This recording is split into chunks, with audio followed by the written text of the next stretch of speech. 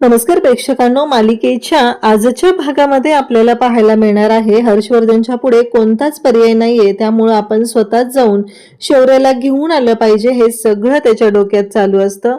आणि हर्षवर्धन शौर्याला जेव्हा घेण्यासाठी येतो तेव्हा उद्धटपणे तो बोलत असतो आणि तो वाटेल ते बोलत असतो. म्हणजे तुला जे जे रुटीन होतं रोज रोजचं त्याचा कंटाळा आला होता, म्हणून तुला काहीतरी चेंज हवा होता आणि त्यामुळेच तू या रुटीनचा विचार केलेला आहे असं हर्षवर्धन बोलत असतो. आता मात्र शौर्याला खूप राग आलेला आहे. शौर्याला ही गोष्ट मात्र अजिबात पटलेली नाही, कारण शौर्याचं असं म्हणणं आहे की काहीही झालं तरीही तुम्ही जे बोललात ते बास, यानंतर हे ऐकून घेतलं जाणार नाही असं शौर्याने स्पष्टपणे सांगितलेलं आहे. तर इकडे आपल्याला आजच्या भागामध्ये पाहायला मिळतं की शौर्याला काही केलं झोप लागत नसते, कारण त्याला डासांचा त्रास होत असतो. त्याचबरोबर ज्या सगळ्या गोष्टी आहेत त्यामुळं त्याला ना अवघड जात असतं तिथं राहणं. तो म्हणत असतो या दोघींना काहीच कसं होत नाहीये, या दोघी जणी लोखंडाच्या बनलेल्या तर नाहीयेत ना, म्हणजे या दोघींना काहीच झालेलं नाहीये, डासही चावत नाहीये, गरमही होत नाहीये, असं सगळं चालू असतं. आणि तेव्हा मात्र तो पाहतो ऊर्जा उठलेली असते. ऊर्जा म्हणते काय हे शौर्य, तुला त्रास होतोय ना इथे? तेव्हा शौर्य म्हणतो नाही. आणि मग ऊर्जाला तो कॉल करतो. पूर्वा जागीच असते, पूर्वा ऐकत असते या दोघांचं काय चाललंय नक्की ते. तेव्हा मात्र शौर्य कॉल करतो आणि म्हणू लागतो की ऊर्जा, आत्ताच्या आत्ता इथे खाली येतो, मला तुझ्याशी महत्वाचं बोलायचंय. तेव्हा मात्र ऊर्जा म्हणत असते, अरे शौर्य कळते का तुला, काय आत्ता कसं शक्य, तू इथं घरातल्या घरात काय फोन करतोयस रे, असं त्याला ऊर्जा म्हणत असते. तेव्हा शौर्य म्हणतो की बघ, तुला काय करायचं ते तू ठरव, तुला आत्ताच्या आत्ता खाली यावंच लागणार आहे, मला तुझ्याशी बोलायचंय की नाही, मग तू ये बरं. तेव्हा आता ऊर्जाच्या पुढे काही पर्यायच राहत नाही. शौर्य एवढा हट्टाला पेटलेला असतो की ऊर्जाला तो म्हणत असतो की तुला खाली यावंच लागणार आहे. आणि आता मात्र ऊर्जा मग म्हणते की ठीक आहे, घरातल्या घरात कोण फोन करतं रे, आई आहे ना इथे, तुझ्या लक्षात येत नाहीये का? शौर्याला झोपच लागत नसते, कारण त्याच्यासाठी ही जागा, ह्या सगळ्या गोष्टी, हे सगळं नवीन असतं ना, तर त्याला ह्या गोष्टींचा त्रासही होत असतो. त्याला कळत नसतं की करायचं काय, गोष्टी कशा पद्धतीने मॅनेज करायच्या, या सगळ्या गोष्टींचा विचार त्याच्या डोक्यात सुरू असतो. इकडे मात्र आजी, आदित्य सगळेजण बोलत असतात. आजी मात्र म्हणत असतात की काय सांगू तुम्हाला तिथे काय काय झालेलं होतं, आणि ह्या सगळ्या गोष्टी ज्या पद्धतीने घडत होत्या ना, ते खरंच सगळं असं विचित्र असं झालेलं होतं. कारण तिथे स्वतः दिग्विजय शिर्के आला होता. तो शिर्के का फिरके मला ना कळतच नाहीये की त्याचं डोकं नक्की कुठे चालतं आणि कसं चालतं ते, कारण मला काही ह्या गोष्टी अजिबात पटलेल्या नाहीत. कारण ज्या वेळेस ज्या पद्धतीने हे सगळं चाललेलं होतं ना, ते काही पटत नव्हतं. आणि मला ना खरं तर अर्पिताचं वाईट वाटलं. तो माणूस आहे ना, तिथे सुद्धा त्या अर्पिताचा वापर करत होता. म्हणजे त्यांचं राजकारण हे त्यांच्यासाठी खूप महत्वाचं आहे, आणि त्या राजकारणावरून ती लोक काहीही करू शकतात हे मात्र मला कळलेलं आहे. इकडे आजी, त्याचबरोबर सगळेजण बोलत असतात. खरं शौर्य दादाच्या लग्नाला असायला हवं होतं, तीर्था वगैरे सगळेजण असतात. आजी म्हणते की हो, त्याने निर्णय घेतला. आदित्य म्हणतो की पण अगं शौर्य का आलेला नाहीये? तेव्हा आजी म्हणते मला सांग, पूर्वाने निर्णय घेतला, म्हणजे ऊर्जेच्या आईने निर्णय घेतलेला होता की जोपर्यंत घरातले ऍक्सेप्ट करणार नाहीये तोपर्यंत ऊर्जेला पाठवणार नाही. मग आता मला सांग, मग शौर्याने असं म्हणायचं का तिला लग्न झाल्यानंतर की तुझ्या घरचे मला काही ऍक्सेप्ट करत नाही, माझ्या घरचे तुला ऍक्सेप्ट करत नाहीयेत, तू तुझ्या घरी जा, मी माझ्या घरी जातो. हे सगळं बाहेरून हर्षवर्धन ऐकत असतो. त्याला मात्र धक्का बसलेला असतो. हे सगळं ऐकून तो म्हणत असतो की काय आहे हे सगळं. म्हणून शौर्याने तिथे जाण्याचा निर्णय घेतला, कारण त्या दोघांना एकत्र राहायचं आहे. आदित्य म्हणतो पण आजी, शौर्य कधीच येणार नाही का इथे? तेव्हा आजी म्हणते एकच गोष्ट करू शकते, हर्षवर्धन जर त्याला आणायला गेला तरच शौर्य इकडे येऊ शकतो. आदित्य म्हणतो की आजी, मला एक गोष्ट विचारायची आहे, म्हणजे मला कळत नाहीये की काय अर्थ आहे किंवा काय या सगळ्या गोष्टींचा, पण मला तुझ्याकडून एक गोष्ट जाणून घ्यायची की नक्की असं काय झालेलं होतं की ज्याच्यामुळे हे सगळं एवढ्या टोकाला गेलेलं आहे, या सगळ्याचा काय अर्थ आहे, असं विचारत असते. तेव्हा मात्र आजी म्हणते नाही रे, तसं काही नव्हतं झालेलं, आणि तू मगाशी पण डॅडला बोललीस ना, म्हणून विचारतोय मी, असं आदित्य विचारतो. तेव्हा मात्र आजी म्हणते की नाही, तसं काही नाहीये रे, म्हणजे बघ ना तू, आता सध्या जे काय आहे ते केस वगैरे याच्यावरूनच त्यांचं चालू आहे ना, बाकी असं स्पेशल असं काही नाही. तेव्हा आदित्यला संशय आलेला असतो की वेगळं काही आहे का, म्हणून या सगळ्या गोष्टी घडत आहेत का, असं वाटत असतं. पण नाही, असं काही झालेलं नाहीये. त्याच्यामुळे आजी सांगते की तुम्ही त्याचा नका विचार करू. आता या सगळ्या गोष्टी ज्या पद्धतीने घडत असतात ते पाहून मुलं तर खुश असतात. तीर्था म्हणत असते की आजी तुला भेटायला जायचंय ना अर्पिताला, पण तू तिच्या घरी नको जाऊ हा. तू ना तिला बाहेर भेट. बाहेर भेटलीस ना तर तिच्याशी तुला नीट बोलता येईल. तेव्हा आजी म्हणते की हो चालेल. मग आता हर्षवर्धन हे सगळं ऐकतो. आपल्या मुलाला घरी आणायचं असेल तर एकच पर्याय आहे. हर्षवर्धनने त्याचा इगो सोडणं आणि शौर्यला आणायला जाणं, म्हणजे शौर्य आणि ऊर्जा या दोघांचाही स्वीकार करणं, हा एकच पर्याय दिसत असतो. आता मात्र आजी त्याचबरोबर सगळेजण ज्या पद्धतीने विचार करत आहेत त्यावरून तर स्पष्ट हेच दिसत आहे की हर्षवर्धन खरंच जाईल का आणायला. हर्षवर्धनच्या डोक्यात काय विचार असतील, हर्षवर्धन काय करणार. इकडे शौर्य आणि ऊर्जा बोलत आहेत. शौर्य ऊर्जाला सांगत असतो की ऊर्जा, मला ना खरं तुला सांगू का, म्हणजे परीक्षा असते ना तेव्हा बघ पेपर चालू असतात तेव्हा ना खूप आपल्याला झोप येत असते. आणि एकदा का पेपर संपले की आपण म्हणतो की आता पेपर संपले ना की आता शांत झोपणार आहे. मग ह्या सगळ्या गोष्टी बोलल्या जात असतात, पण नेमकं त्याच दिवशी ना झोप येत नाही. आज सुद्धा तसंच झालंय माझं.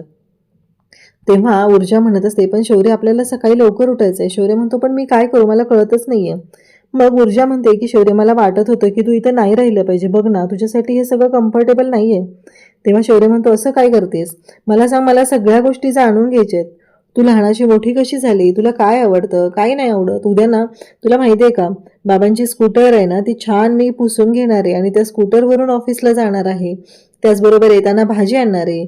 मी तुला पुरण सुद्धा वाटून देणार आहे, त्यासाठी सुद्धा मदत करणार आहे. आपण सगळी कामं वाटून घ्यायची आहेत. उद्या सकाळी पहिलं मी पाणी भरणार आहे आणि सांडणार नाहीये बरं का, असं सुद्धा आवर्जून तो सांगत असतो. आणि तेव्हा मात्र सगळेजण, म्हणजेच तिथे पूर्वा सुद्धा आहे, ती पाहत असते आपल्या मुलीला सुखात ठेवण्यासाठी किती प्रयत्न केले जात आहेत. ही गोष्ट तिच्या सुद्धा लक्षात आलेली असते. कारण शौर्य खरंच मनाने इतका चांगला आहे ह्या गोष्टीवरती विश्वासच बसत नसतो. शौर्य ज्या पद्धतीने ऊर्जाला सांगत असतो, ऊर्जाशी बोलत असतो, हे सगळं ऐकून पूर्वाला सुद्धा छान वाटतं.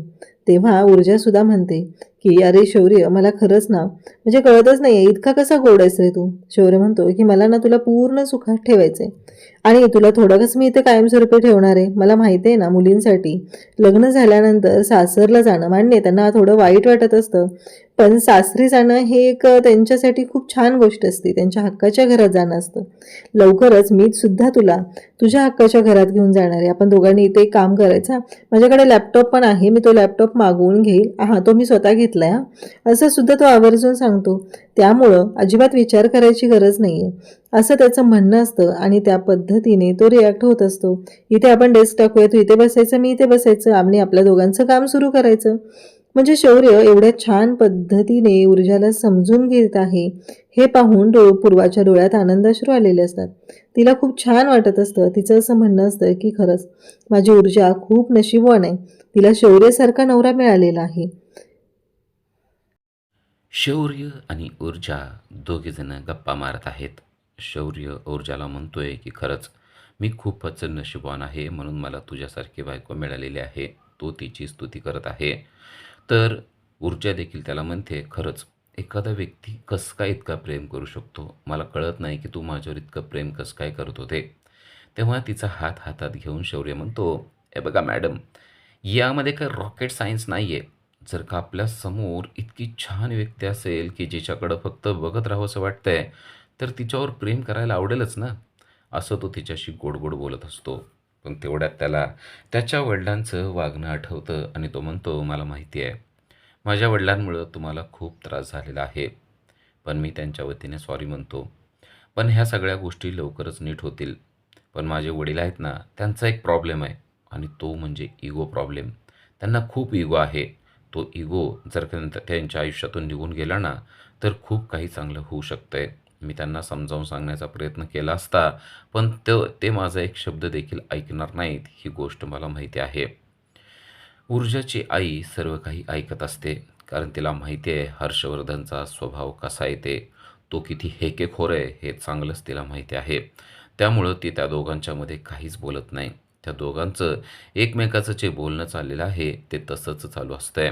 आणि तो ऊर्जाला म्हणतो, नक्कीच या गोष्टी लवकरच संपतील आणि मग ती म्हणते, गोष्टी संपतील आणि मग काय? असं म्हणून तो तिच्या जवळ आलेला असतो. तिला समजतं की मग म्हणजे त्याला काय म्हणायचंय.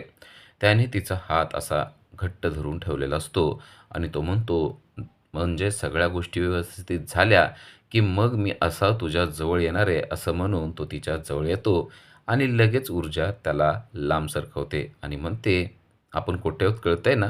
पलीकडं आई झोपलेली आहे. लक्षात येतंय का?" तो बघतो आणि म्हणतो, "हो ना, सगळं काही माझ्या लक्षात येतंय, पण तुझ्याच काही लक्षात येत नाहीये." आणि ती त्याला म्हणते, "माझ्या देखील सगळं लक्षात येतंय. आता झोपायची वेळ झालेली आहे.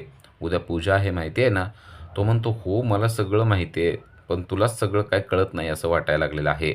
ती मात्र खुश असते आणि त्याचा हात झटकवत म्हणते, "झोपा आता, रात्र झाली आहे, कळतंय ना?"